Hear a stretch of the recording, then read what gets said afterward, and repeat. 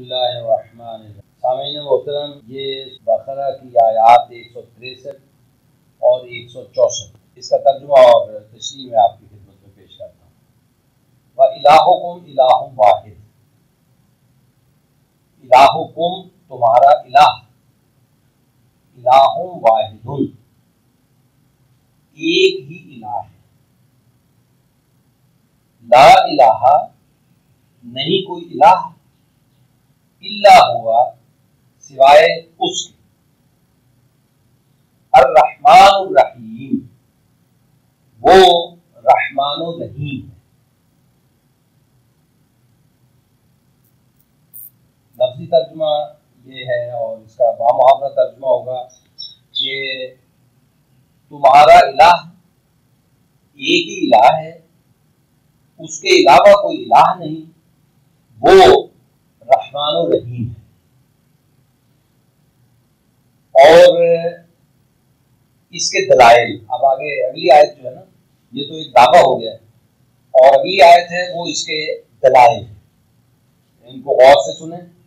ان فی خلق السماوات والارض، یقیناً آسمانوں اور زمین کی پیدائش میں، واختلاف اللیل والنہار اور رات اور دن کے اختلاف میں، والفلک اور کشتی، التی تجری فی البحر جو دریا میں چلتی ہے، باہر سمندر بھی کہہ سکتے ہیں آپ، سمندر میں چلتی ہے، بما ینفع الناس جو لوگوں کو نفع پہنچاتی ہے، سامان ادھر سے ادھر لے کے جانا اور آنا، تو جو لوگوں کو نفع پہنچاتی ہے، اس میں اب یہ تین چیزیں ہو گئی، ایک آسمان و زمین کی تخلیق، دوسرا دن اور رات کا اختلاف، تیسرا کشتی جو دریا یا سمندر میں چلتی ہے اور لوگوں کے لیے نفع رسانی کا باعث ہے۔ وما انزل اللہ من السماء من ماء، اور چوتھا وہ جو اللہ نے آسمان سے پانی نازل کیا، پانی اتارا، بارش، وہ بھی فاحیا بہ الارض بعد موتها، اور اس پانی کے ذریعے سے مردہ زمین کو زندہ کر دیا، وبث فیہا من کل دابہ، اور زمین کے اندر ہر قسم کے جانور پھیلا دیے پیدا کر کے، وتصریف الریاح، اور ہواؤں کا ہیل پھیر، یعنی کبھی مشرق سے چل رہی ہے، کبھی مغرب سے، کبھی شمال سے، کبھی جنوب سے، کوئی باد نسیم ہے، کوئی باد سرسر ہے، ہواؤں کا یعنی چلنا، والسحاب المسخر بین السماء والارض، اور سحاب کا مطلب بادل، مسخر کا معنی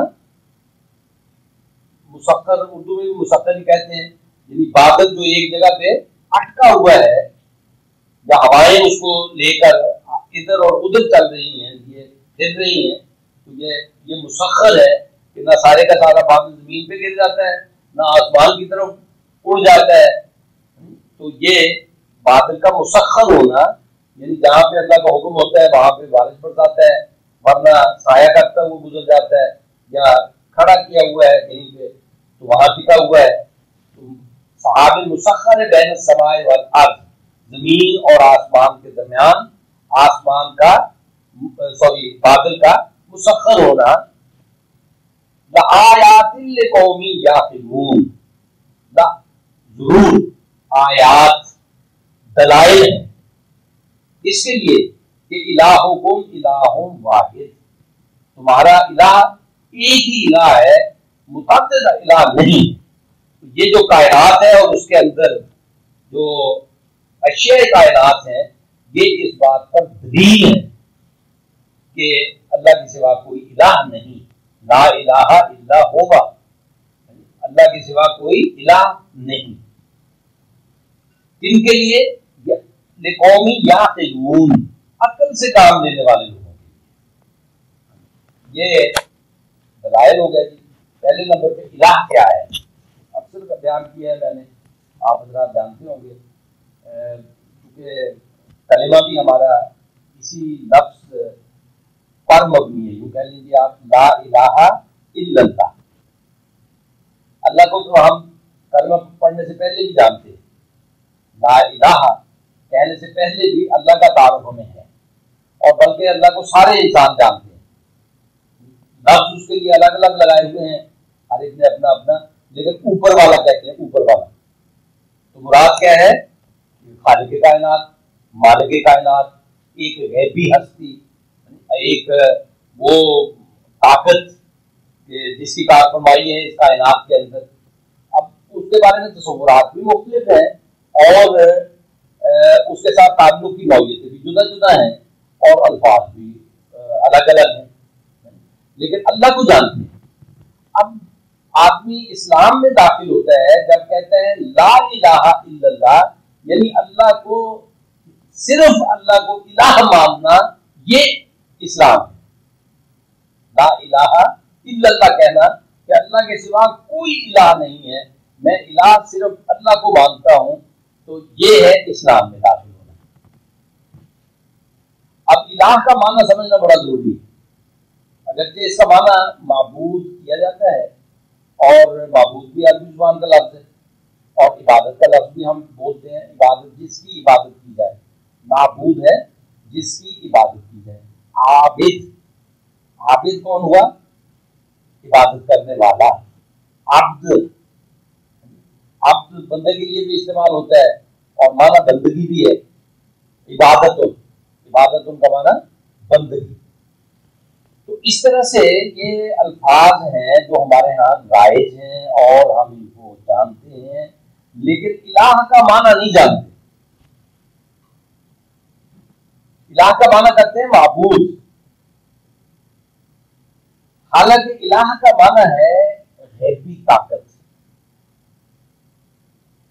غیبی طاقت جس طرح دیوی دیوتا لوگ بنا لیتے ہیں، ان کے بعد ان کے ساتھ غیبی طاقت مان لیتے ہیں، ان کو نفع نقصان کے مالک بنا کر ان کی رضا حاصل کرنے کے لیے چڑھاوے چڑھاتے ہیں یا منتیں مانتے ہیں یا ان کے یہاں حاضری دیتے ہیں، یا ان کے شر سے بچنے کے لیے، ناراضگی سے بچنے کے لیے ان کو خوش کرنے کے جتن کرتے ہیں. یہ جو خوش کرنے کے جتن کر رہا ہے نا، اس کو پوجا کہتے ہیں. ایک غیبی طاقت کے ساتھ جو تعلق بنتا ہے اس کو راضی کرنے کے لیے جو پوجا پاٹ کی جاتی ہے، اس کا نام ہے عبادت. ایک حصہ ہے اس کا. تو جس کی جاتی ہے وہ معبود بن جاتا ہے، جس وجہ سے کی جاتی ہے وہ الہ ہونا ہے. اس کا وجہ جو بنتی ہے نا، کیوں کرتے ہیں آپ؟ کسی کو راضی کرنے کی کوشش، کسی کے ناراضگی سے بچنے کی کوشش، اور اس کے لیے مختلف عمل بجا لانا. کیوں کرتے ہیں؟ اس لیے کہ اس کے پاس غیبی طاقت ہے، اور وہ غیبی طاقت کو استعمال کر کے غیبی طریقے سے آپ کے کام بنا بھی سکتے ہیں اور بگاڑ بھی سکتے ہیں. اس لیے اس کے ساتھ تعلق بنتا ہے عبادت کا. اور جب جس کی عبادت کی جاتی ہے اس کو کہتے ہیں معبود. کیوں کی جاتی ہے؟ اس لیے کہ اس کے پاس غیبی طاقت ہے. جس کے پاس غیبی طاقت ہے اسے کہتے ہیں الہ. اب اسلام کہتا ہے کہ لا الہ، کسی کے پاس غیبی طاقت نہیں ہے الا اللہ، سوائے اللہ. بس اللہ کے سوا کسی کے پاس غیبی طاقت نہیں ہے. اس لیے اس کو منانے اور اس کو راضی کرنے، اس کی ناراضگی سے بچنے کے لیے جو بھی اعمال کیے جاتے ہیں، جس کے لیے بھی کیے جائیں گے وہ غلط ہوگا، باطل ہوگا، ناجائز ہوگا. اور اللہ کے لیے کرنا ہے یہ جائز. یہ سارے کام اللہ کے لیے کرنے ہیں، اللہ کے سوا کسی کے لیے نہیں کرنے. یہ ہے لا الہ الا اللہ کا مطلب. اس پر جو دلائل دیے ہیں. اچھا، ایک اور بات میں یہاں کہتا چلوں، وہ میری شعوری کوشش ہے کہ کاش یہ چیز مسلمانوں میں رائج ہو جائے کہ عام طور پہ ہم اللہ تعالیٰ کو ایک غضبناک ہستی سمجھتے ہیں، اور اس سے ڈرنے کا تعلق ہم نے قائم کیا ہوا ہے. اس کے ساتھ خوف خدا بعض لوگوں کے یہاں اعلیٰ درجے کی مذہبی قدر ہے خوف خدا، عام رائج ہے، سبھی میں ہے آلموسٹ. لیکن اللہ جس لفظ سے اپنا تعارف کرواتا ہے نا قرآن مجید، اور رسول اللہ صلی اللہ علیہ وسلم کا بھی تعارف کروایا، اور حضور نے پھر یہ تعلیم دی کہ اپنا ہر کام شروع کرنے سے پہلے اللہ کا نام لے. بسم اللہ ہم کہتے ہیں کہ بسم اللہ، اللہ کے نام کے ساتھ. کون سا اللہ؟ رحمان الرحیم اللہ. جو اسلام اللہ کا تصور پیش کرتا ہے وہ ہے رحمان الرحیم اللہ، ایک مہربان ہستی جو اپنے بندوں پہ نہایت مہربان ہے. لہٰذا اس کے ساتھ جو تعلق ہے وہ محبت کا تعلق ہے. اللہ مومنین کا ولی ہے اور ان سے محبت کرتا ہے. مومنین اللہ سے محبت کرتے ہیں، اللہ مومنین سے محبت کرتا ہے. تو بندے کا اور اللہ کا تعلق جو قرآن مجید میں بیان ہوا وہ ہے محبت کا تعلق. اور یہاں پہ بھی دیکھیے لا الہ الا ہو الرحمن الرحیم، وہ الرحمن الرحیم، وہ رحمان الرحیم. اس کے سوا کوئی غیبی ہستی نہیں ہے، اور جو غیبی ہستی ہے اللہ وہ رحمان الرحیم ہے، تاکہ آپ اس کی طرف بڑھیں، آپ کا تعلق اس کے ساتھ استوار ہو. ایک جو حسناک ہستی ہوتی ہے نا جو ناراض ہی رہتی ہے تو اس کا کوئی نہیں بڑھتا، روک کرتا ہے. وہ تو پھر ایسے وسیلے اور واسطے کے لیے تلاش کرتا ہے بندہ کہ جس کی جو انہیں اندر تک پہنچا دیں، اس کی بارگاہ میں اس کی رسائی کروا دیں، تو ناراضگیاں وہ خود لے لیں اور اس کو اللہ تک پہنچا دیں. یہ اسلام کا اللہ ایسا نہیں ہے. تو اسلام وسیلے اور واسطے کی ضرورت ہی نہیں چھوڑتا.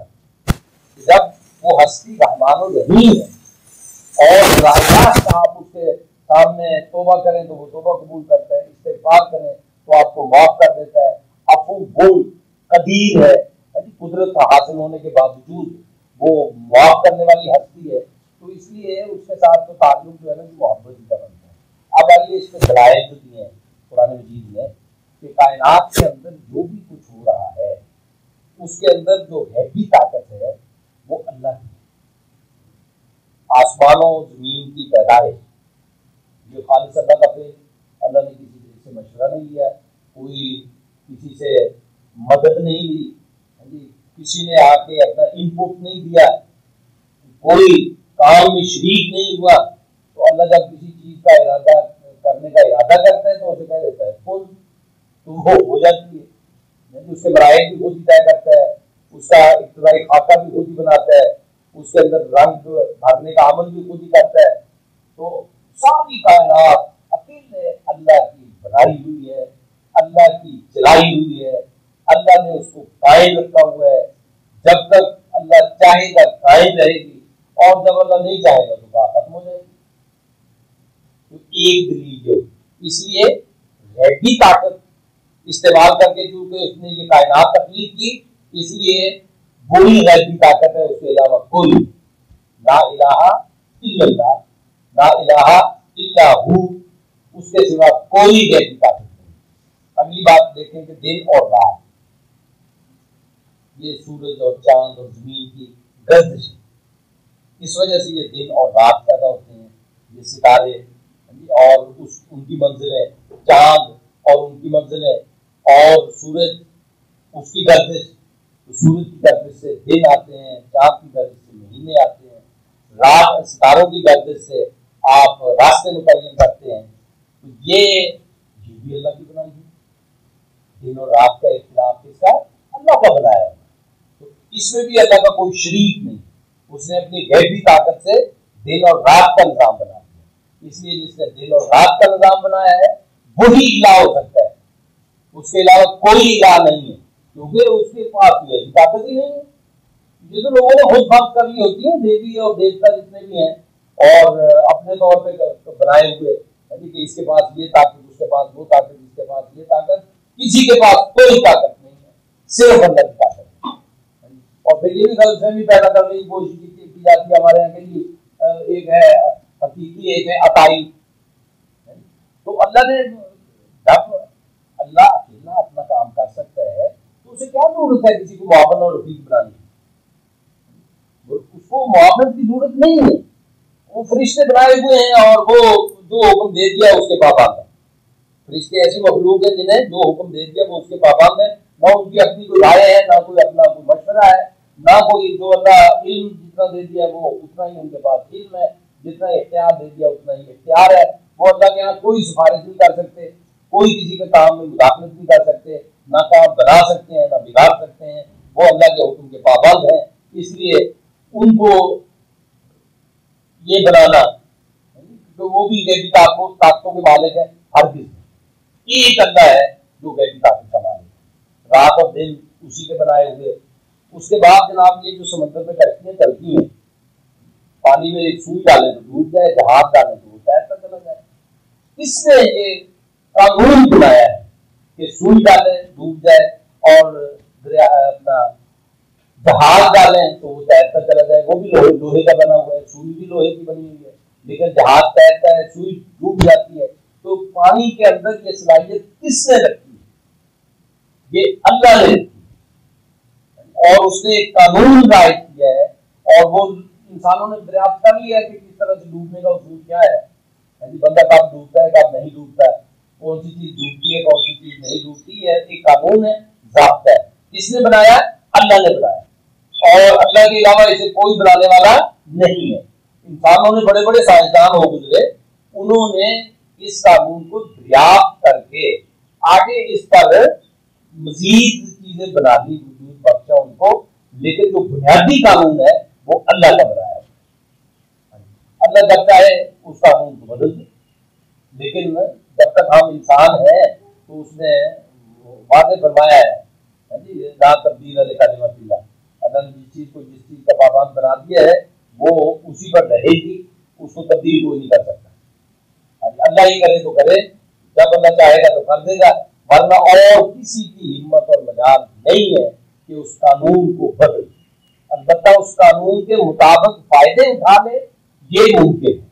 इसकी सलाहियत अल्लाह ने इंसान को दी है कि उस कानून को दरियाफ्त करके, जो कानून इंसान के नॉलेज में नहीं है, जब इंसान के नॉलेज में आ गया तो उसने बड़े मुफीद काम दिए, और इसी तरह से आगे उस कानून की बुनियाद पर आगे भी मुफीद काम किए जा सकते हैं।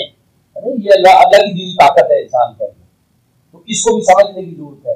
ये आपका बन जाता है बेस्ड ऑन नॉलेज, इल्म की बुनियाद पर आप आगे बढ़ते हैं। बुनियाद आपको हाथ आ जाती है, उस पर आप फिर आगे बढ़ते चले जाते हैं। तो ये याद रखें कि अल्लाह ताला ने फरमाया अक्ल रखने वालों के लिए इसमें दलाइल है, अक्ल का इस्तेमाल करना है इसमें आपने, और ये कुरान मजीद का हुक्म है। तो जो बेअकल है या अकल को बंद कर देते हैं वो कुरान मजीद से फायदा नहीं उठा सकते। तो हम तो कुरान मजीद से आप फायदा नहीं उठा पा रहे, हमारा दौर ज़वाल चल रहा है, और मगरब अपनी अकल इस्तेमाल करके कहां से कहां पहुंच गया। हम अकल बंद करके वहीं के वहीं रहे बैठे हुए हैं। ये हमारा अपना कसूर है, जिन्होंने अकल बंद की और उसको समझा कि ये आपको गले में गिराएगी। हालांकि इसके अंदर गले से निकालने की सलाहियत भी है और गले में गिराने की सलाहियत भी है, दोनों काम करती है ना अकल। तो हम इसको गले से निकालने वाला क्यों नहीं समझते, हम इसको गले में गिराने वाला समझ के इसको तर्क क्यों किए हुए हैं? ये हमारा कसूर है। ये तो घरों के ऊपर, क्या दरियाओं के ऊपर पुल बांध दिए इसने, आप इतनी सहूलत के साथ बैठे हुए गुजर रहे हैं। वरना दरिया के अंदर कदम रखे तो क्या बनेगा पता है आपको? आप ही गायब हो जाएंगे तो तैरना नहीं आता, और पानी की तेज है तो तैरने में भी आपका सांस फूल जाएगा, बिल आखिर आप पानी से शिकस्त खाना है। लेकिन आप क्या है, आप पुल के ऊपर बैठे हुए और लाखों क्यूसेक पानी नीचे से गुजरता है और चीज का चंगाट का चला जा रहा है, लेकिन आप आराम से बैठे हुए। इसी तरह से ये कश्तियां हैं और जहाज है, लाखों टन लेकर जहाज सफर कर रहे हैं, माल को इधर से उधर मुंतकिल اس کے اندر دلیل ہے اس بات کی کہ صرف ایک الہ ہے، اس کے علاوہ کوئی الہ نہیں، غیبی طاقت صرف ایک ہے جس نے اتنے پانیوں کو، پھر کہا کہ آسمان سے پانی برسانے والا کون ہے؟ اللہ۔ اس کے اندر غیبی طاقت جو ہے وہ اللہ کی طاقت فرما ہے۔ اور پانی جو زمین پہ آتا ہے تو زمین سے سبزہ اگاتا ہے، تو زمین کو سرسبز کرنے والا کون ہے؟ اللہ۔ اور کوئی غیبی طاقت نہیں ہے کہ جو زمین سے فصلیں اگا سکے اور زمین کو سرسبز کر سکے۔ پانی گرانے والا اللہ، زمین سے فصلیں اگانے والا اللہ، غیبی طاقت صرف اللہ کی، اس کے علاوہ کوئی غیبی طاقت نہیں ہے۔ تو لا الہ الا اللہ یہ ہمارا بنیادی کلمہ جہاں پہ آیا لا الہ الا ہوا، اس کے سوا کوئی الہ نہیں، غیبی طاقت نہیں جو آپ کی زندگیوں میں دخیل ہو۔ اور فصل کے کم یا زیادہ ہونے کا قانون بھی انسانوں نے دریافت کر لیا، پتہ چلا لیا، اللہ نے قانون بنایا، انسان نے پتہ چلایا اور اس سے فائدے اٹھائے۔ اور جو انسان جاہل رہ گئے، پھوکے مارتے رہے، سمجھتے جی پھوک مار کے فصل پیدا ہوگی اور خوب بڑھوتری ہوگی، مذہبی رہنماؤں کو جا کے بٹھا دیا بات پہ کہ وہ اپنا وہ پڑھے، جنتر منتر پڑھے تاکہ فصل اچھی اگے۔ تو جنہوں نے اگنے کا، اگاؤ کا اصول دریافت کر لیا، انہوں نے پہلے زمین کا ٹیسٹنگ کی کہ یہ جو جگہ نہیں اگاتی اس کا علاج کرو، اس کا علاج کر لیا۔ پھر بیج کا، اس کو بیج کو ٹیسٹنگ کی، کتنے پرسنٹ یہ پیدا ہونے کے لائق ہے، جتنا پیدا ہونے کے لائق نہیں تھا اس کو الگ کر دیا۔ پھر متعین کیا کہ اتنے پودے ہونے چاہیے کھیت کے اندر، اگر کم رہ گئے ہیں تو ناگے پورے کرو، اور بیج جو ہے اگر 4 کلو ریکوائرڈ ہے تو 5 کلو ڈال دو تاکہ پودے پورے ہوں، بڑھوتری آپ کی مکمل ہے، جو زیادہ ہے ان کو اکھاڑ دو۔ یہ ساری چیزیں انسانوں نے دریافت کر لی، وہ قانون پتہ چلا لیا جس قانون کے مطابق فصلیں پھلتی اور پھولتی، اس میں پوری خوراک پہنچاؤ پودے کو، پانی وقت پہ دو، ڈریپ اریگیشن کرو، فلڈ اریگیشن کی بجائے طریقے سے ہی اچھے ایجاد کر لیے۔ تو یہ نفع پہنچاتا ہے، غیبی طاقت کوئی نہیں ہے، قانون خدا بندی کے مطابق وہ رائج ہے آپ کے اندر۔ اچھا جی، اس کے بعد پھر آیا کہ زمین کے اندر ہر قسم کے جاندار پھیلائے، یہ کس نے پھیلائے؟ اللہ نے، اپنی غیبی طاقت کو استعمال کر، اس کے اندر کسی اور کا دخل نہیں ہے، لہذا ایک اللہ کی غیبی طاقت ہے کہ جس کی طرف ہمیں رجوع کرنا ہے۔ اور پھر ہوائیں چلانے والی طاقت وہ کون ہے؟ اللہ، ایک اللہ، اس کے پیچھے غیبی طاقت جو بھی ہے وہ ایک اللہ کی ہے، کوئی شریک نہیں ہے اللہ کا ہواؤں کے چلانے میں، ان کے ہیل میں، ان کو مشرق سے مغرب میں کرتے، مغرب سے مشرق میں کرتے۔ یہ ہمارے یہاں کچھ جہالتیں چلی ہوئی ہیں کہ جی وہ ہوا باندھ دی، کوئی کہتے ہیں کہ بارش باندھ دی، یہ لوٹ مار کرنے والا ایک گروہ ہے، لوگوں کی جہالت سے فائدہ اٹھاتا ہے۔ اسلام نے اسی جہالت کو ختم کیا ہے کہ کوئی غیبی طاقت نہیں ہے جو اللہ کے نظام میں دخیل ہو سکے، ہواؤں کو باندھ دے، پانی بارش کو باندھ دے، اللہ کے مقابلے میں کون ہے؟ کوئی نہیں۔ اور اس کے بعد پھر بادل ہے جو زمین اور آسمان کے درمیان آپ دیکھتے ہیں اٹکا ہوا ہے، یہ اس کے پیچھے کون؟ صرف اللہ، اس کے علاوہ کوئی نہیں۔ اور یہ دلائل ہے کہ اللہ کے سوا کوئی الہ نہیں۔ تو مسلمانوں ہمیں تو اللہ تعالیٰ نے بہت بڑی نعمت سے نوازا ہے، جگہ جگہ ماتھا ٹیکنے سے بچا دیا، جگہ جگہ جبہ سائی سے بچا دیا، اور یہ نذرانے دینے سے ہمیں جان چھڑا دی ہماری، ورنہ ہم خود یہ مطلب رہنماؤں کو پیدا کیے ہوئے ہیں یہ اسباب۔ تو آپ اہل علم جو ہے وہ اس بات کو سمجھے بھی اور اس بات کو آگے پھیلائیں بھی کہ اللہ کے علاوہ اس کائنات کے اندر کسی کی کار فرمائی نہیں ہے۔ یہی معنی ہے لا الہ الا اللہ کا۔ تو جب ہم نے لا الہ الا اللہ کہہ لیا ہے تو اس کو سمجھیں بھی اور اپنی زندگیوں میں لائیں بھی، تو جس کی وجہ سے ہمارے خوف ختم ہو جائیں گے، ہمارا استحصال ختم ہو جائے گا، اور مالی طور پہ جو ہم پہ اہم بوجھ ڈالے ہوئے ہیں उनसे हमें निजात मिल जाएगी। कुर्बान जाए अपने अल्लाह के और उसके रसूल के, जिन्होंने हमें इन तमाम चीज़ों से निजात दिलाकर अपनी जिंदगी आप बसर करने के काबिल बनाया। वाखिर दावाना